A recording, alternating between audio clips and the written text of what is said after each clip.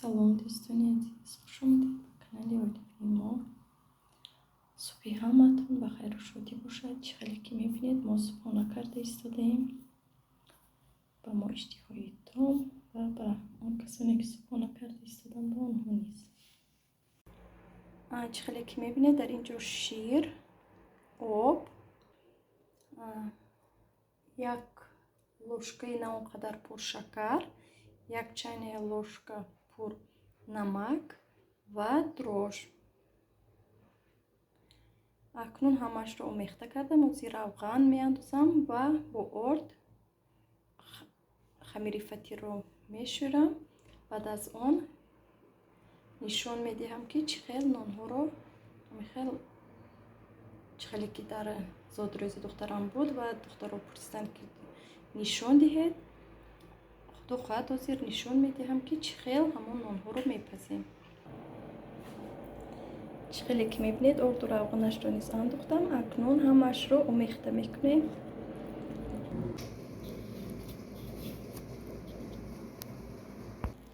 хамирамон тайёр шуд. то расиданаш рӯяшро пешонида мегузорем то ин ки кобок шавад, яъне ки воздушнӣ шавад, расад. акнун зволаҳоро чӣ хеле ки мебинед, дар ин ҷо 5 дона звола гирифтем. калон, дуюм калон, сеюм калон, чорум калон ва панҷум хурд. акнун анамихел бо корди тез, корд бояд тез бошад, бурида меравем. анамихел ҳама тарафашро анамихел буридем. акнун тунук мекунем.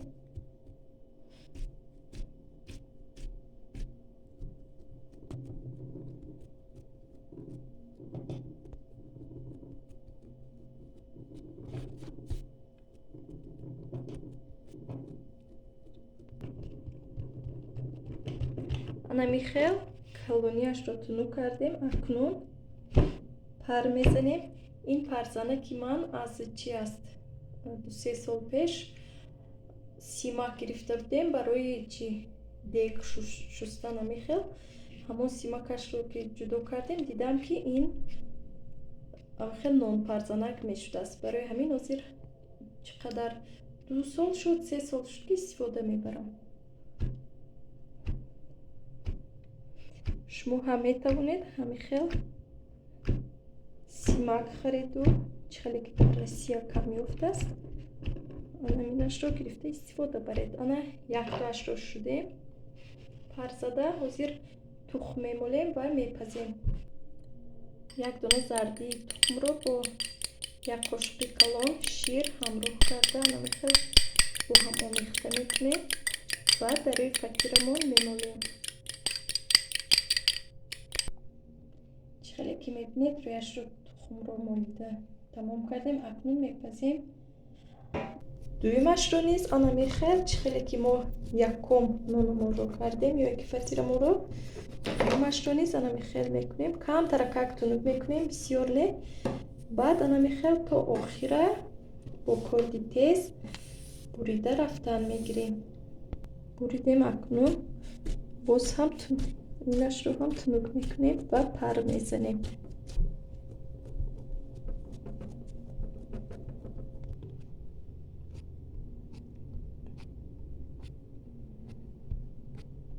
баробар бошад.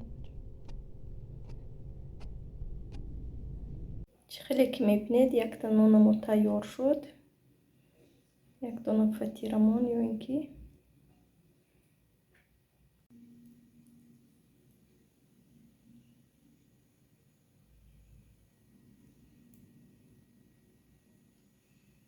сеюмашро низ анамихел тунук кардам. дуюмаш пухта истодааст.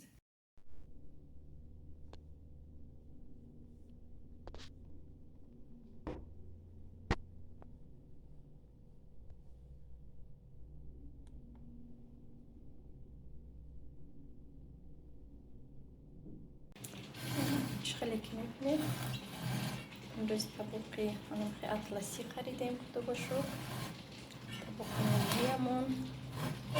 акнун ҳозир ман ош карда истодам. дар дарунаш худо хоҳад ош мехӯрем.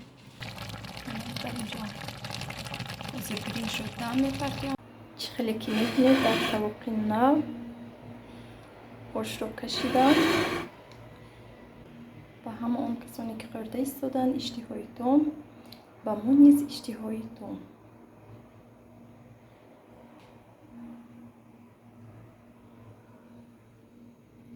امروز آشی سفیده کردم، آشی 5 مینوته. میخواهم یک نمود کلچه‌قند овсянка رو به شما نشان دهم.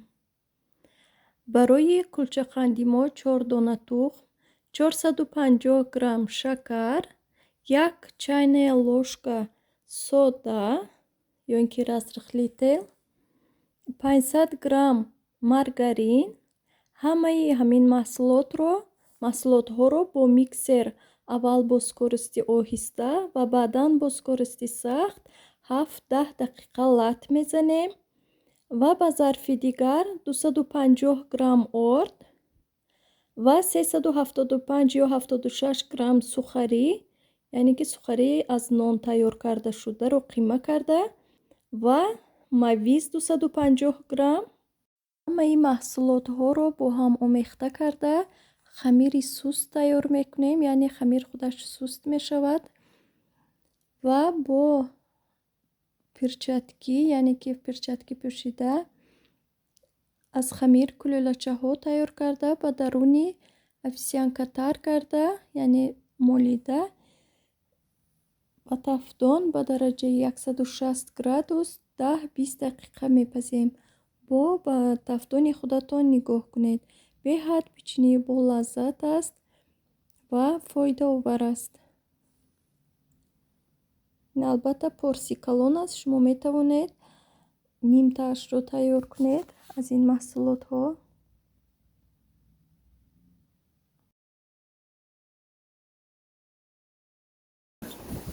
سلام دوستان عزیز، خوش آمدید به کانال آیلوی ما. امیدوارم خانواده تنسیت هستید.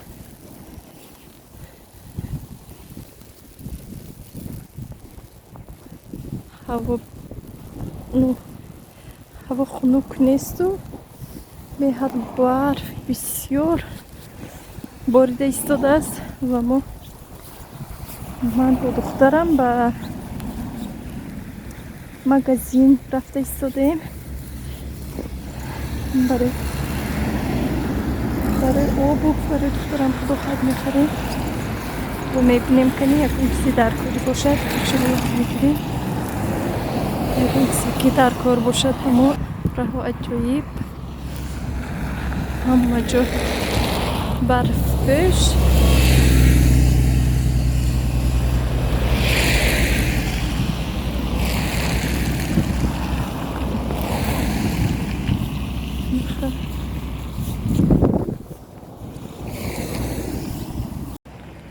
ای کفترکان بینا یک جا جمع شده ایستادن.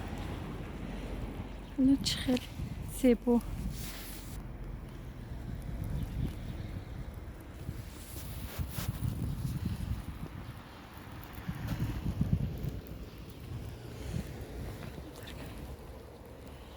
میبینن چه خیلی زیبا.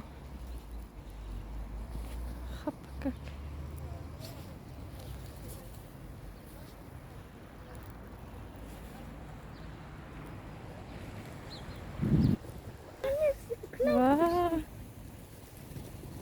این بیچاره گوشنه بودن.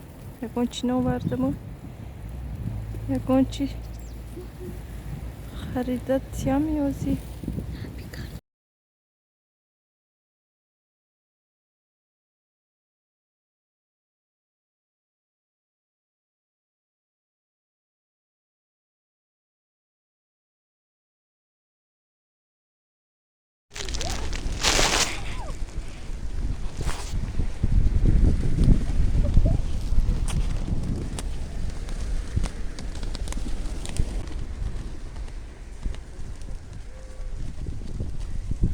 Их тут много, наверное. Хватит или нет? Очень интересно. Сейчас ко мне мама придут, я боюсь. Анна Михайлин, Достане, Азиз, Анам اینجا با голубیا در بیرونا سخت گشنه هستن. ما خلیب خریدیم. اکنون اینا نمیمونن که ما زندگی کنیم. انم خیرین.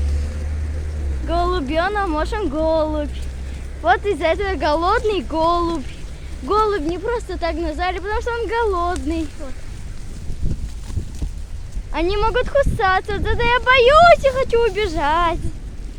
ما магазин برآمدیم. دو لباس های درکاری رو گرفتیم. اکنون برای راه به سوی خانه خدا خواهد. حالا هم برف. هوا خنک شده است.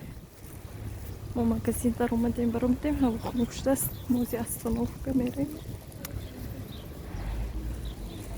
خیلی که میبینید الکترونی شوتگاه پدرک کردیم باز برای دخترم. زیر кушота میبینیم که چه خیلی است. دشان кушота میبینم. Ладно, сейчас откроем, потом халат принесу. Все, дайте.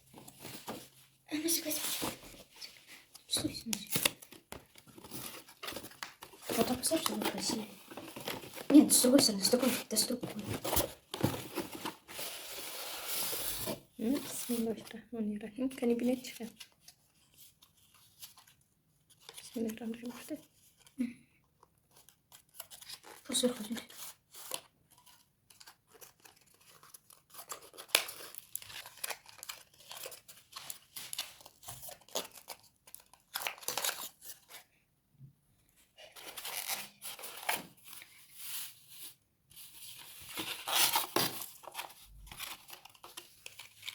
Bu گفتم که خیلی نشکجا باشه.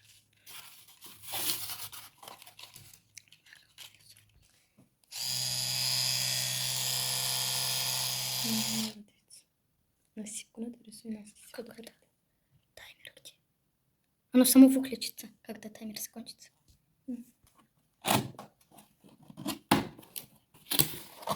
باز انا همین خیلی سوشیلکا گرفتیم فین از الدورادو گرفتیم. انا равента фирмой NARS.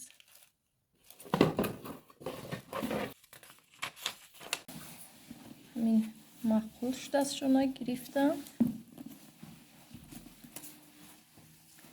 همین тапочки گرفتم با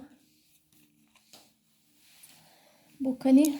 همین футболка سفید. همین خیلی با як просто бриджей برای چی؟ برای физкультура. همین خیلی халат باز برای بعد از آبازی پوشیدن گرفتیم برای دخترم.